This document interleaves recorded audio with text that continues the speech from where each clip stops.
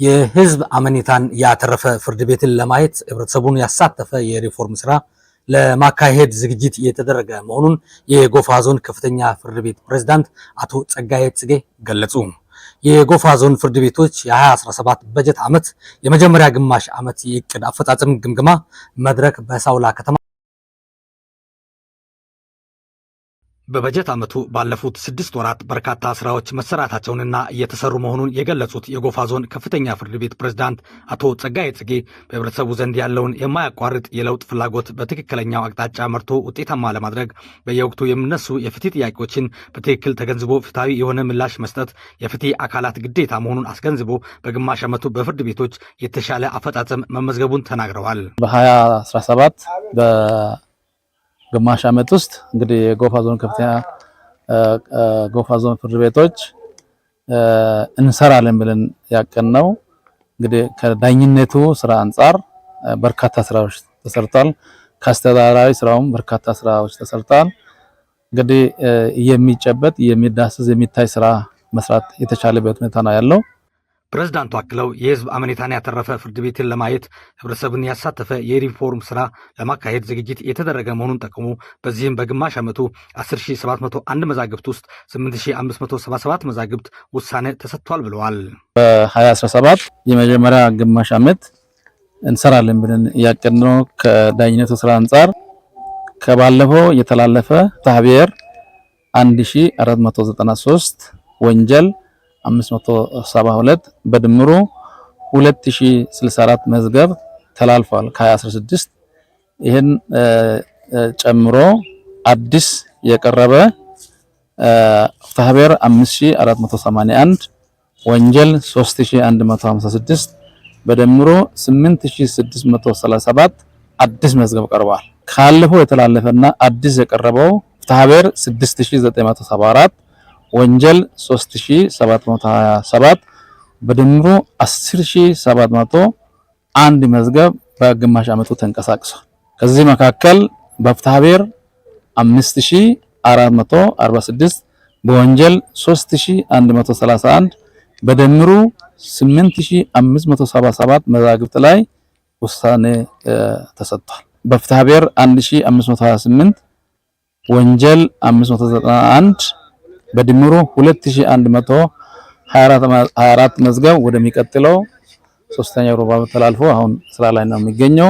ከእቅድ አንፃር ወደ 83.48% ማድረስ የተቻለ ሁኔታ ነው ያለው። በመድረኩ የተገኙት የጎፋ ዞን ፍትህ መምሪያ ኃላፊ አቶ ደመላሽ ፕላቴ እንደ ባለድርሻ አካላት የፍትህ ዘርፉ የመጨረሻ ግቡ ፍርድ ቤት ላይ መሆኑን ጠቁሞ በሪፖርቱ መሰረት በግማሽ ዓመቱ በፍርድ ቤት ስራዎችም ሆነ በአስተዳደራዊ ስራዎች በርካታ ተግባራት መከናወናቸውን አበረታች ነው ብለዋል። እንደ ባለድርሻ አካላት እንግዲህ የፍትህ ዘርፉ አጠቃላይ ስራ የመጨረሻ ግቡ ፍርድ ቤት ላይ ነው መዝገቡ የሚሞተውና ያን እንደመሆኑ መጠን ፍርድ ቤቶች ይሄንን የመጨረሻውን ግብ የሚያስገኘው ወይም ውጤት የሚያስመዘግበው ተቋም እንደመሆኑ መጠን የከፍተኛ ፍርድ ቤቱም ሆነ ስር ፍርድ ቤቶች ያሏቸውን ችግር በደንብ አንስተዋል። ጎፋ ዞን ከፍተኛ ፍርድ ቤት የግማሽ ዓመት አፈጻጸማቸውን ዛሬ ሲገመግሙ ባለድርሻ አካላት ጋር በጋራ አይተናል። በዚህ መድረክ በጣም ጎላ ተብሎ የታየ ጠንካራ ጎኑ ምንድነው? በጣም የቀረቡ መዝገቦችን ከ10700 በላይ የፍትሐብሔርና የወንጀል መዝገቦች ቀርቦ ከ8000 በላይ ውሳኔ ማግኘቱ እጅግ በጣም ከፍ ያለ ውጤትም ስለሆነ በጣም ተጠናክሮ እንደሚቀጥል በጋራ ተነጋግረናል። የጎፋ ዞን ህዝብ ምክር ቤት ህግ ፍትህና መልካም አስተዳደር ዘርፍ ቋሚ ኮሚቴ ሰብሳቢ አቶ ቦረና ቦታ የቀረበው ሪፖርት የፍርድ ቤቶችን ስራ በግልጽ ማስቀመጡን ጠቁሞ በህዝቡ መካከል ፍትህና መልካም አስተዳደር እንዲሰፍን በርካታ ተግባራትን ፍርድ ቤቶች ከናውነዋል በማለት ከተዘዋዋሪ ችሎትና ከበጀት አንጻር የሚታዩ ክፍተቶች ከሚመለከተው አካል ጋር በመሆን ሊፈታ እንደሚገባም ተናግረዋል። የቀረበው ሪፖርት የፍርድ ቤቶችን ስራ ገላጭ አድርጎ ያቀረበበት ሁኔታ አለ።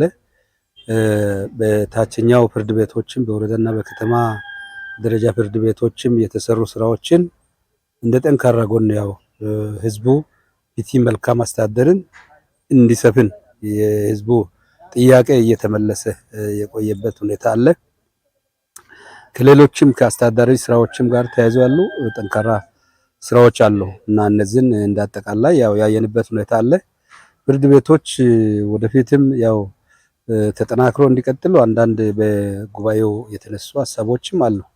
እነዚህም ያው አንድም የፍትህ ተደራሽነት አንጻር ከተዘዋዋሪ ችሎት አንጻር የሚታዩ ክፍተቶች አሉ። እንደ ፍርድ ቤቶችም የገመገሙት ከበጀት ጋር የሚያያዝ አሁን ያው ሌሎችም የሚመለከታቸው ክፍሎች ይህን ችግር ቢቀርፉና ህዝቡ እዛ እርሻ ላይ እያለ እለት ስራ ላይ እያለ ፍትህ ተደራሽ ቢሆን ጥሩ ነው የሚለውን አስተያየት የሰጠንበት ሁኔታ አለ። በግማሽ ዓመት አፈጻጸም የተሻለ ውጤት በማስመዝገብ አንደኛ የወጣው የቡልቂ ከተማ የመጀመሪያ ደረጃ ፍርድ ቤት ፕሬዝዳንት አቶ ገናነው ተስፋዬ በግማሽ ዓመቱ እንደ መጀመሪያ ደረጃ ፍርድ ቤት በርካታ ተግባራትን እንዳከናወኑ በመግለጽ መድረኩ በቀጣይ የተሻለ አፈጻጸም ባስመዘገቡ ፍርድ ቤቶች ላይ ቢሆን የተሻለ ተሞክሮ ይቀመራል በማለት ተግባራትን ለማከናወን በዘርፉ የሚታየው የበጀት ውስንነትና የሰው ኃይል እጥረት ተግዳሮት መሆኑን ተናግረዋል። በዞኑ የሚገኙ ፍርድ ቤቶችን የ6 ወር አፈጻጸም ግምገማ ላይ እንገኛለን። በዚህም ግምገማ ጠንካራ ጎኖችም እንደ ተቋማት ደግሞ ደካማ ጎኖችንም የምንገመገምበት ነው። በዚህ ሂደት ውስጥ ያው በስራ ውስጥ ጠንካራም ደካማ ጎንም እንዳለ በተለይ ፍርድ ቤቶች ላይ ዛሬ በስፋት የተነሳው አስፈጻሚው ለፍርድ ቤቶች ትኩረት መስጠት እንዳለበት፣ ይህም ደግሞ በተለይ ከበጀት አጠቃቀም ጋር ተያይዞ ከፍተኛ የሆነ የበጀት እጥረት እንዳለ የተመደበችውንም በጀት በአግባቡ ከመጠቀም አኳያ በጣም እየተቸገሩ እንዳሉ የተነሳበት ሁኔታ አለ። ፍርድ ቤቶች እንደሚታወቀው ብዙ ተገልጋዮች ካሉባቸው የመንግስት ተቋማት ቅድሚያ የሚወስዱ ናቸው። ከዚህም ጋር በተያያዘ በሁለተኛ ደረጃ የተነሳው የሰው ኃይል እጥረት ጋር በተያያዘ የተነሱ ጉዳዮች አሉ። በተለይ ዳኞች ከቁጥር አንጻር እጅግ በጣም አነስተኛ ከመሆናቸው ጋር በተያያዘ አገልግሎቱን በተፈለገው በስታንዳርዱ መሰረት በ2 ወር ውስጥ ፍትህን ከመስጠት አኳያ ከፍተኛ ተግዳሮት ገጥሞናል።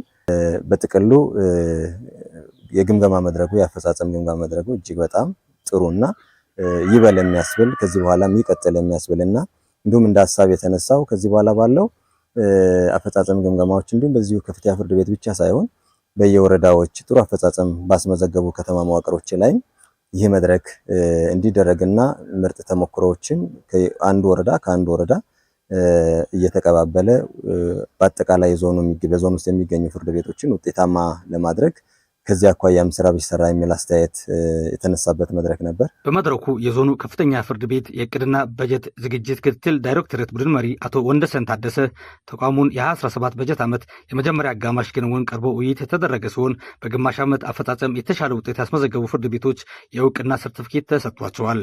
በመድረኩ ባለድርሻ አካላት የወረዳና ከተማ አስተዳደር የመጀመሪያ ደረጃ ፍርድ ቤት ፕሬዝዳንቶችን ጨምሮ የመስማትና መወሰን ስራ ሂደት አስተባባሪዎች፣ የልማት እቅድና የሰው ሀብት ስራ አመራር ስራ ሂደት ቡድን መሪዎች ተሳታፊ ሆነዋል።